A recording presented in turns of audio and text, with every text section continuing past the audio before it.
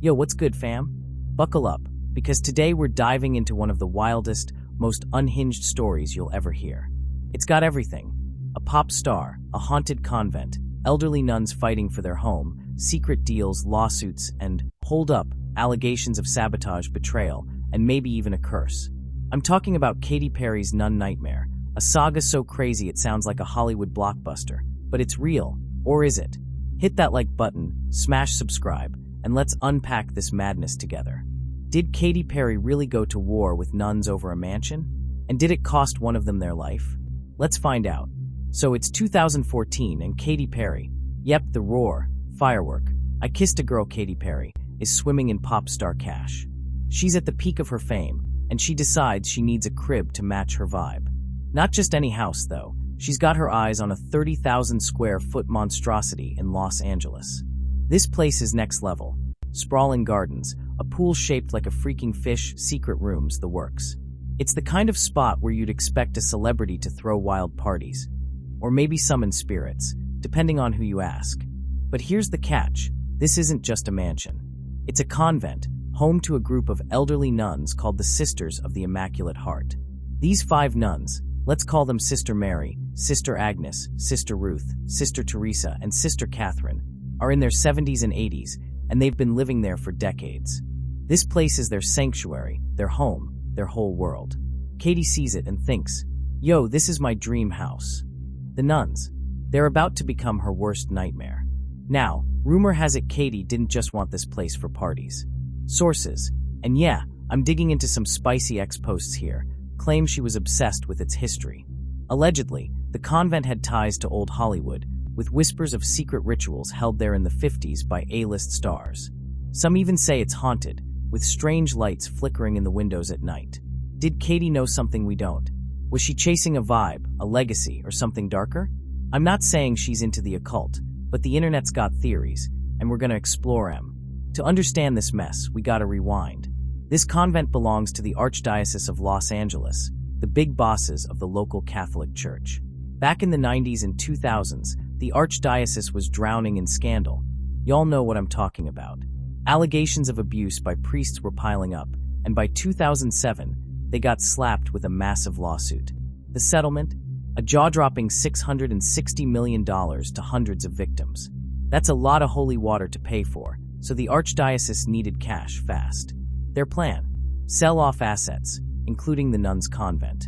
Problem is, the nuns swear they own it. Back in 1971, they pooled every penny they had, decades of savings from teaching, praying, and living humbly, to buy the property themselves. They've got receipts, or so they claim. But the Archdiocese?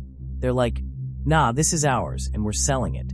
No discussion, no respect. In 2011, they straight up evict the nuns, forcing these elderly women to scramble for a new place to live. Savage, right? Here's where it gets shadier. Some ex-users digging into public records. Yeah, I checked, say the Archdiocese wasn't just selling to pay debts. Allegedly, certain higher-ups wanted to bury the convent's past. Whispers online claim the property was a safe house for problematic priests back in the day, a place to hide them during scandals. Was the sale really about money, or were they trying to erase evidence? No hard proof, but the timing's sus, and the internet's eating it up. Fast forward to 2014, and Katy Perry swoops in with $14.5 million to buy the convent. The Archdiocese is like, sold. No questions asked, no nuns consulted. Katy's hyped, already planning to turn this holy spot into her personal palace. But when the nuns find out, they lose it. They've been living there forever, and now some pop stars about to kick them out for good? Hell no. The nuns do some Googling. Imagine Sister Mary with her bifocals squinting at a laptop, and they're not fans of Katy's vibe. Her songs like I Kissed a Girl and You Are So Gay? Not exactly nun approved. Then they stumble on an old interview where Katy jokes about selling her soul to the devil for fame.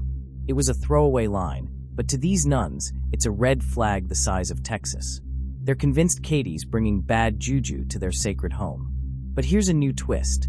Some say Katy wasn't just buying a house, she was buying influence. A few ex-posts from music industry insiders hint that Katy was cozying up to powerful LA figures, including some tied to the Archdiocese. Allegedly, she promised to fund charity projects to sweeten the deal, but only if the sale went through. Was she bribing her way into the convent? No receipts yet, but it's the kind of tea that gets tongues wagging online. The nuns aren't going down without a fight. They're like, we own this place, and we're not letting some glitter-dusted pop star take it. So, they hatch a plan to sell it themselves. Enter Dana Hollister, a 54-year-old businesswoman who owns a string of trendy restaurants and hotels. Hollister's got cash and a vision. Turn the convent into a boutique hotel, keep its spirit alive, and let the nuns stay involved. The nuns are like, bet. They sign a deal with Hollister behind the Archdiocese's back and hand her the deed.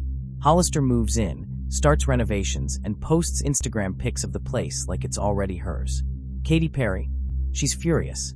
Her dream house is slipping away, and she's not about to lose to a restaurateur. Instead of suing the nuns, that'd be PR suicide, she goes after Hollister, claiming the sale's illegal. This kicks off a legal war that's straight-up Game of Thrones level. Two rich women, a holy property, and a whole lot of shade. Now let's add some spice. Rumors start swirling that Hollister's not as innocent as she seems. Some ex-users digging into her past claim she's got a history of shady real estate deals, maybe even ties to offshore accounts. Was she really saving the convent, or was she flipping it for profit? And then there's Katy.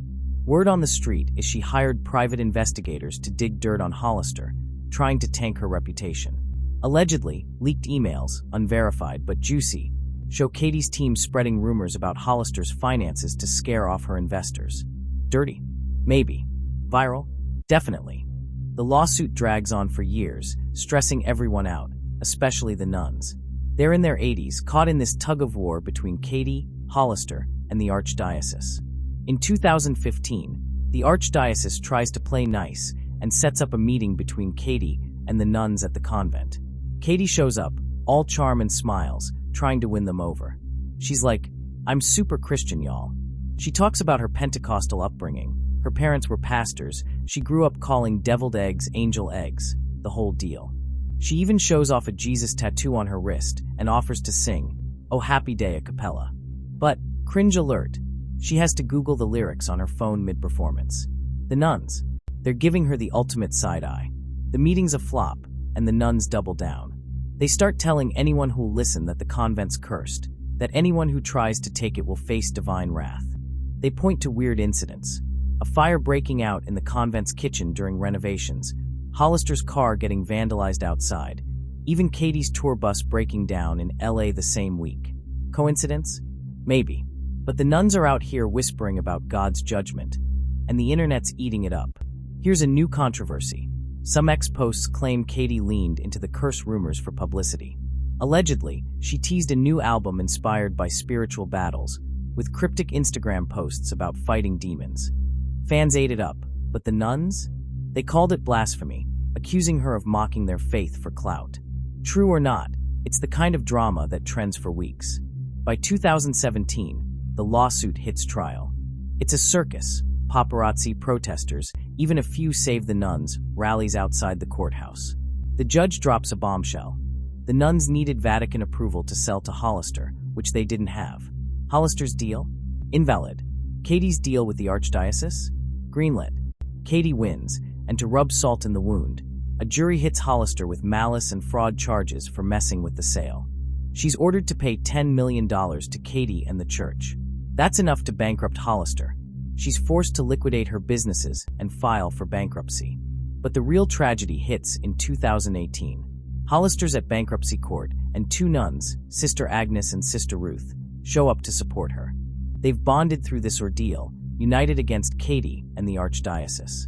Outside the courthouse, Sister Agnes, 89, grabs a mic and pleads with Katy, "Stop this fight. It's hurting everyone. Let us have peace." Her voice is shaking, and it's heartbreaking. Hours later, in the courtroom, Sister Agnes collapses. Heart attack. She's gone. Sister Ruth, devastated, tells reporters it was the stress of the lawsuit, the Katy Perry curse, that killed her friend. The internet explodes. #Justice for the Nuns trends worldwide. Some fans defend Katy, saying she's just buying a house, but others? They're calling her a villain, accusing her of harassing elderly nuns to death. Then, new allegation alert. Someone leaks a supposed voicemail, again unverified, of Katy laughing about the nuns' old lady drama with a friend. It's fake. Maybe. But it spreads like wildfire, and Katy's team has to scramble to do damage control. After all that, here's the kicker. Nobody gets the convent. Katy still needs Vatican approval, and by 2019, the deal falls apart. The Archdiocese pulls the property off the market, and it sits empty, gathering dust. Hollister's broke, the nuns are heartbroken, and Katy's out millions in legal fees. The convent? It's still there, looking creepier than ever. Locals swear they hear voices at night, nuns praying, or maybe something else. But the story doesn't end. In 2020, a new rumor hits X. The convent's being eyed by a shady development company with ties to, you guessed it, the Archdiocese. Allegedly, they want to tear it down for luxury condos, erasing its history for good. And here's the wildest part. Some say Katy's still involved, quietly funding the project to get revenge on the nuns who blocked her. No proof, but it's got people talking. Then there's the curse angle. Since the lawsuit, Katy's career's had ups and downs, flopped singles, PR missteps. Coincidence? Or did the nuns' prayers hit harder than we think? Meanwhile, Sister Ruth, the last surviving nun from the fight, starts a blog, imagine that, warning about greed's consequences. It's vague but pointed, and fans are convinced it's about Katy. So, what do y'all think? Did Katy Perry just want a dream house, or was she caught in a web of conspiracies, curses, cover-ups, and power plays? Was the Archdiocese hiding secrets? Was Hollister a hero or a hustler? And what's really going on with that convent now? Drop your theories in the comments. I want to hear them all. If you love this deep dive, hit that like button, share this video, and subscribe for more wild stories. Oh, and check out my Patreon for exclusive bonus content, like those leaked emails I mentioned. Until next time, stay curious, and watch out for curses. Well, that's not all for tonight. Gather around, friends, and let me tell you another story. A story of a girl who shone brighter than the sun, only to be consumed by the very light she gave to the world. Her name was Miley of Disney, a name that once meant joy, hope, and dreams to millions. But this isn't a story of triumph. This is a story of tragedy, of a star that fell too soon. Picture a luxurious penthouse in Los Angeles, high above the city that never sleeps. It's late at night, and the skyline glitters like a sea of stars. Inside, Miley sits alone on a velvet couch, a glass of wine in her trembling hand. She's 30 years old now, but the weight of her past makes her seem so much older. Her once lively eyes are hollow, staring at nothing, while her phone buzzes relentlessly on the coffee table. She doesn't pick it up. She doesn't need to. She already knows what they're saying about her. Miley of Disney, the child star who rose to fame on the Disney Channel, capturing hearts with her infectious smile and boundless energy. She was the girl next door, the one every kid wanted to be and every parent adored. But fame is a double-edged sword, and Miley felt its sharp edge more than most. By the time she was 20, she was a global pop sensation, selling out arenas and topping charts. But with every high came a low, and the lows were darker than anyone could imagine. Let's go back, shall we? To a time when Miley was just 15, filming her hit show on a bustling Disney Channel set. The lights were bright, the crew was buzzing, and Miley was the center of it all. She'd finish a scene, and the director would call cut, and the whole set would erupt in applause. She'd run to her mother, Tish, who'd wrap her in a warm hug, whispering dreams of stardom in her ear. "You're going to be a star, baby," Tish would say. "Bigger than anyone's ever seen." And Miley would smile, her heart pure, her dreams simple. "I just want to make people happy, Mom," she'd reply. Back then, that's all she wanted, to bring joy, to inspire. But the world had other plans for her. Fast forward to the present, back to that lonely penthouse. Miley stands by the window now, staring at the city below. Her reflection in the glass shows a woman changed by time. Fame, scrutiny, and heartbreak etched into every line on her face. Her phone rings again, and this time she answers. It's Jake, her manager, his voice frantic on the other end. "The press is tearing her apart," he says. "They're calling her a mess, a has-been, a washed-up Disney star who couldn't handle the pressure. They're saying she's spiraling, drugs, alcohol, the works. They want a statement, a defense, something to stop the bleeding." But Miley laughs, a bitter, hollow sound. "They've already made up their minds, Jake," she says. "I'm the villain now." She hangs up, her hands shaking, and walks to a cabinet. She pulls out a bottle of pills, staring at them for a long moment before putting them back. She's been fighting her demons for years, you see. The pressure of fame, the betrayal of those she trusted, the constant judgment of the world. It had all taken its toll. But the real tragedy was yet to come. That night, Miley couldn't stay in that penthouse any longer. It felt like a cage, the walls closing in with every passing second. So she called her friend Lucas, a 28-year-old aspiring actor who'd always been there for her. She dressed in a sleek black outfit, her face partially hidden by oversized sunglasses, and they drove to a Hollywood nightclub. The streets were alive with flashing lights and paparazzi, their cameras ready to capture her every move. Lucas warned her, his voice laced with concern. "The vultures are out there tonight," he said. But Miley didn't care. "I need to get out, Lucas," she told him. "I can't stay in that penthouse another second. It's suffocating me." They pulled up to the club, and the paparazzi swarmed the car like a pack of wolves. "Miley, over here," they shouted. "Are the rumors true? Are you checking into rehab? What happened to the tour? Did you let your fans down?" She ignored them, pushing through the crowd with Lucas at her side, forcing a smile that never reached her eyes. Inside, the club was a chaotic blur of music, smoke, and sweat. Miley headed straight to the bar, ordering a drink, then another, and another. Lucas tried to stop her, his voice gentle but firm. "Slow down, okay?" he said. "You don't need to do this to yourself." But Miley wasn't listening. She was drowning, and the alcohol was her lifeline. Hours passed in a haze. Miley danced, she laughed, she drank. Anything to forget the headlines, the rumors, the weight of the world on her shoulders. But the night took a darker turn when she met a man at the bar, a stranger with a charming smile and a dangerous edge. His name was Ethan, a 35-year-old music producer with a reputation for trouble. He offered her a pill, something to take the edge off, he said. Miley hesitated, but the noise in her head was too loud, the pain too sharp. She took the pill, washing it down with another shot of tequila. What happened next is a blur, even to me. Miley and Ethan left the club together, stumbling into the night. Lucas tried to follow, but the crowd swallowed him up. They got into Ethan's car, a sleek black sports car that roared to life as they sped off into the Hollywood hills. The roads were winding, the night was dark, and Ethan was reckless. He laughed as he pushed the car faster, the speedometer climbing higher and higher. Miley, lost in a haze, didn't protest. She was too far gone to care. It was on a sharp curve overlooking the city that it happened. Ethan lost control, the car skidding off the road and down a steep embankment. It rolled, glass shattering, metal crumpling, until it came to a stop at the bottom of the ravine. The crash was deafening, a sound that echoed through the night. And then silence. When the paramedics arrived, it was too late for Ethan. He was gone, his life snuffed out in an instant. Miley was still alive, but barely. They pulled her from the wreckage, her body broken, her breathing shallow. She was rushed to the hospital, where she fought for her life in the ICU. The news spread like wildfire. Miley of Disney in critical condition after a horrific car crash. The world watched, holding its breath, as headlines shifted from judgment to sympathy. Fans gathered outside the hospital, holding vigils, praying for a miracle. But miracles are hard to come by in a world like this. Miley survived, but she was never the same.